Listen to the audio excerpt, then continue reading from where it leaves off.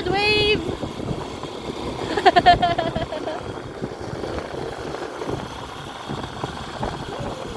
Magsisiside po kami. Nakapunta na kami ng MOA. Sabi namin 7-Eleven lang para sa Sunday. Seaside.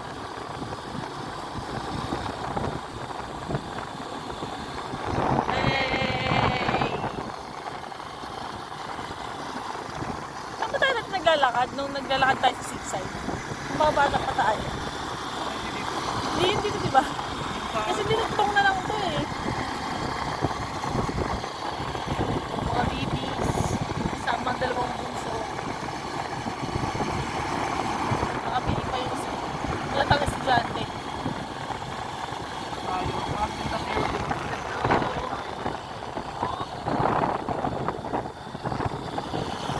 Ano ang donut?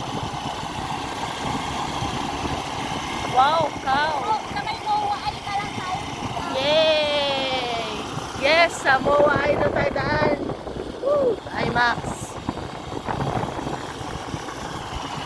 Mga bibi.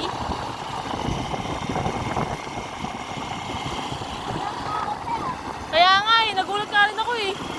Ako usually mga, baka dahil mainit na be, baka kanina. Ha? Hindi, marami nag-walking dito. Baka mainit na, kanina siguro umaga. Listen by the bay. Lagi kami dito ni Chelsea eh.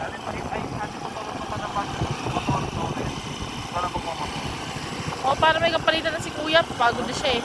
Ako rin kasi isang kita. So isang kayo nila na.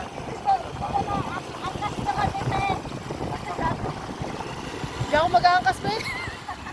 Angkas lang ako be. Ako ang laging passenger princess. Wow. Ay, sarado, hindi. Ay, bawal. Hindi liliko lang yata yun. Saan ba tayo pa dali? Kaya tsaka lang be. Ayan na si MOA ay. Kasi Maison, Conrad, favorite kong MOA. Dahil kay Chelsea.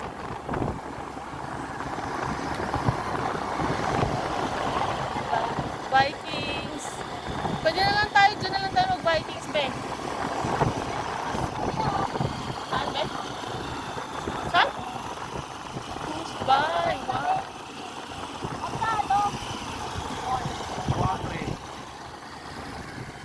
Wala tayong pera ngayon, be. Next time, be.